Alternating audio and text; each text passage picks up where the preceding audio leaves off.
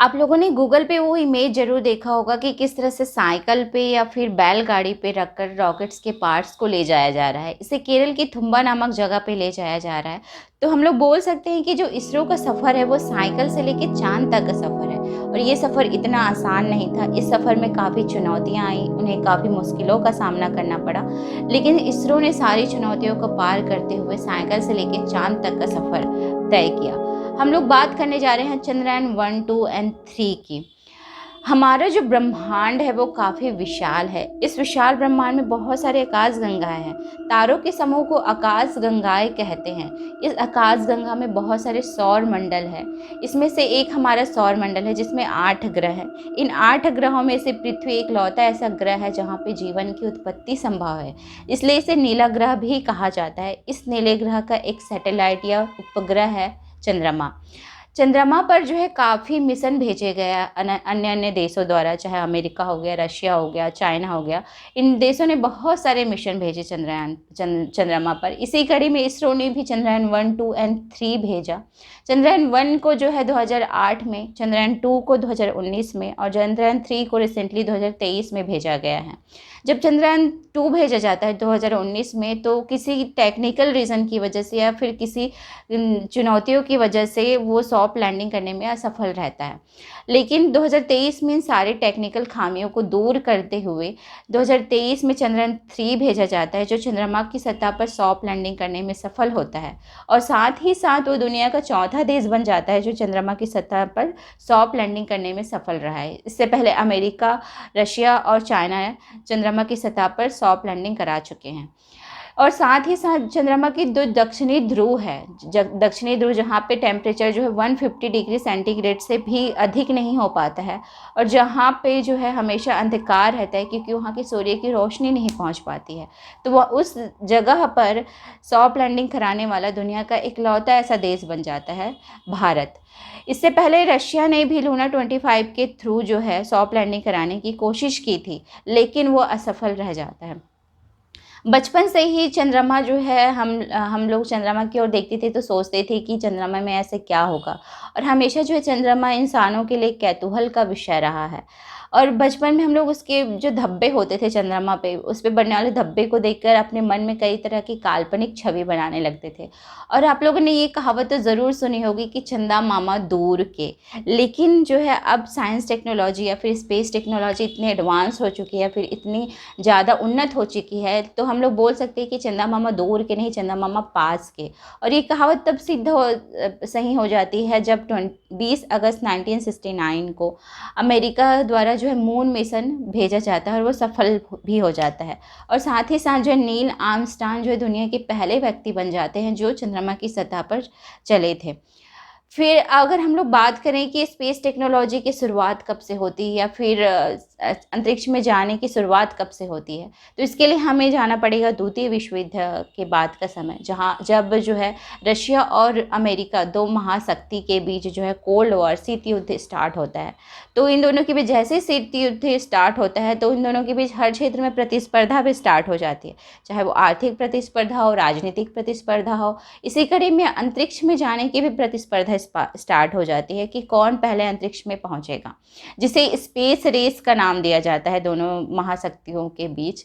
तो इसी कड़ी में 1957 में रशिया द्वारा दुनिया का पहला उपग्रह, जो मानव निर्मित उपग्रह है, स्पुतनिक को पृथ्वी की कक्षा में सफलतापूर्वक स्थापित कर देता है, जिसकी देखा देखी में अमेरिका भी एक्सप्लोरर नामक अपना उपग्रह पृथ्वी की कक्षा में स्थापित करने में सफल हो जाता है। फिर ये प्रतिस्पर्धा चलती रहती है दोनों के बीच और ये प्रतिस्पर्धा तब खत्म होती है जब 1969 में अमेरिका जो है चांद पर अपना मून मिशन भेजते हैं और वो सफल भी हो जाता है।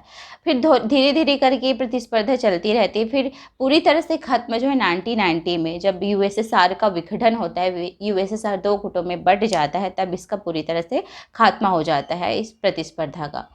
अब हम लोग आते हैं अपने इसरो में। इसरो की अगर हम लोग बात करें तो जैसे ही भारत आज़ाद होता है 1947 में, तो उस समय भारत के पास जो है खाने तक के लिए अनाज नहीं थे। तो ऐसे में जो है अंतरिक्ष की कल्पना करना या फिर अंतरिक्ष के सपने देखना मात्र एक कल्पना मात्र था।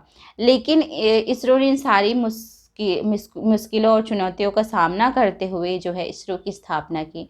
1962 में भारत सरकार द्वारा भारतीय अनुसंधान को बढ़ावा देने के लिए भारतीय राष्ट्रीय समिति इनकोसार का गठन करते हैं। ये जो है इसरो के गठन की पहली कड़ी थी। इसके बाद जो है पहला सॉन्डिंग रॉकेट का जो है टेस्टिंग होता है थुम्बा से। उसके बाद से इसरो ने कभी मुड़कर पीछे नहीं देखा।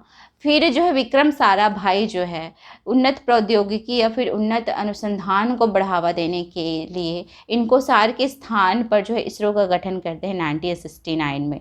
1969 वो समय था जब अमेरिका जो है चांद पर अपने मून मिशन भेज रहा था और भारत जो है इसरो की स्थापना कर रहे थे। आप लोग सोच सकते हैं या फिर इस बात से अंदाज़ा लगा सकते हैं कि हम लोग की जो टेक्नोलॉजी काफ़ी पीछे रह गए थे, लेकिन इसरो ने सारी कमियों या फिर सारी गैप को भरते हुए आज वो इस कदर तक दुनिया में अपना नाम रोशन कर चुका है कि वो कम दाम पे भी सैटेलाइट को जो है पृथ्वी की कक्षा में स्थापित कर रहे हैं।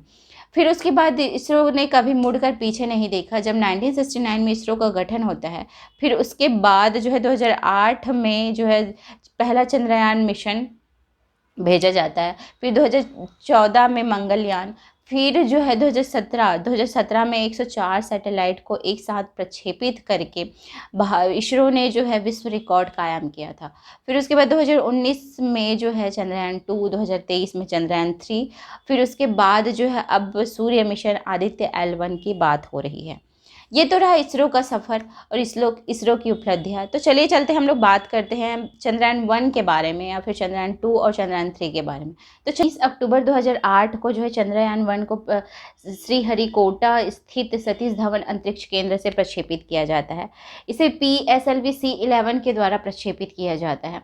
इस महज 8 महीनों ने उसने अपने सारे उद्देश्यों को कंप्लीट कर लिया था। अगर मैं चंद्रयान 1 के उद्देश्यों की बात करूँ तो चंद्रयान 1 को जो है मानचित्र के विस्तृत अध्ययन के लिए, चंद्रमा की सतह के विस्तृत अध्ययन के लिए, साथ ही साथ चंद्रमा की सतह में जो खनिज है और जो रसायन है उसके अध्ययन के लिए, और चंद्रमा के चारों ओर की कक्षा में मानव रहित अंतरिक्ष यान स्थापित करने के लिए, बर्फ और पानी की पुष्टि करने के लिए भेजा गया था।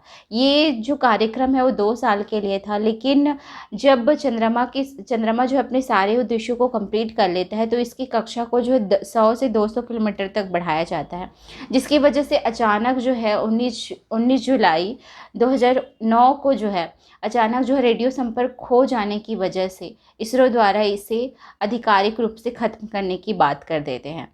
अगर मैं चंद्रमा के उद्देश्यों की या उपलब्धियों की बात करूं तो चंद्रमा ने जो है 3200 से भी अधिक बार जो है चंद्रमा की कक्षा का परिक्रमा किया। 312 दिन वो चंद्रमा की कक्षा में रहा। साथ ही साथ जो है 70,000 से भी ज़्यादा इमेज जो है वो भेजे, जिसमें से जो दक्षिणी ध्रुव है, चंद्रमा की जो दक्षिणी ध्रुव है, वहाँ के क्रेटरों और पहाड़ों के लुभावने दृश्य भी शामिल है। फिर अगस्त 2018 में नासा जो है स्पेस एजेंसी अमेरिका की नासा, उनके द्वारा ये पुष्टि की जाती है जो 10 साल पहले जो चंद्रयान 1 भेजा गया था 2008 में इसरो द्वारा, उससे प्राप्त आंकड़े से ये पता चलता है कि चंद्रमा पर बर्फ और पानी की पुष्टि हो सकती है या फिर संभावना हो सकती है। इसे पनास नामक पत्रिका में भी प्रकाशित किया गया था और नासा ने ये कहा कि जो ये बर्फ़ है जो है बिखरी अवस्था में या फिर टुकड़े टुकड़े अवस्था में दक्षिणी ध्रुव में फैले हुए हैं। अगर मैं इसके निष्कर्ष की बात करूं तो निष्कर्ष में अगर मैं बोलूं कि चंद्रयान 1 क्या सफल रहा, तो मैं ये बोलूँगी कि चंद्रयान 1 भले ही रेडियो संपर्क खो गया था, लेकिन उसने अपने सारे उद्देश्यों को कंप्लीट किया, तो इस वजह से चंद्रयान 1 जो है सफल रहा। अब आते हैं हम लोग चंद्रयान 2 में। चंद्रयान 2 जो है इसे 22 जुलाई 2019 को प्रक्षेपित किया गया था सतीश धवन अंतरिक्ष केंद्र श्रीहरिकोटा से। इसे GSLV Mark 3 द्वारा प्रक्षेपित किया गया। अगर मैं चंद्रयान 2 की बात करूँ तो इसमें 3 पार्ट शामिल है, एक तो ऑर्बिटर, दूसरा रोवर, तीसरा लैंडर। तो ऑर्बिटर को 1 साल के लिए भेजा गया और विक्रम लैंडर को 15 दिन के लिए और वही प्रज्ञान रोवर को 15 दिन के लिए भेजा गया। चंद्रयान 1 में जो है पानी और बर्फ़ की पुष्टि हुई थी, तो उसी के अध्ययन के लिए जो है चंद्रयान 2 को भेजा गया था। लेकिन अचानक से 2 किलोमीटर की सतह की दूरी पे सतह पे लैंड करने से 2 किलोमीटर की दूरी पे चंद्रयान 1 जो है कुछ टेक्निकल खामी की वजह से, जो है चंद्रयान 2 की टेक्निकल खामी की वजह से वो सॉफ्ट लैंडिंग नहीं कर पाता है, जिसकी वजह से जो है ये मिशन असफल हो जाता है। फिर आते हैं हम लोग चंद्रयान 3 में, जो टेक्निकल खामियां थी, जो जितने भी जो चुनौतियां का सामना करना पड़ा था चंद्रयान 2 को, तो उन सारी चुनौतियों को भरते हुए या फिर खामियों को पूरा करते हुए चंद्रयान 3 लॉन्च किया गया। तो चंद्रयान 3 जो है 14 जुलाई 2023 को लॉन्च किया जाता है और 23 अगस्त 2023 को ये जो है चंद्रमा की सतह पर सॉफ्ट लैंडिंग करते हैं, जिसकी वजह से दुनिया का चौथा देश बन जाता है भारत, जो चंद्रमा की सतह पर सॉफ्ट लैंडिंग करने में सफल रहा और साथ ही साथ दक्षिणी ध्रुव पे लैंड करने वाला दुनिया का इकलौता देश बन जाता है।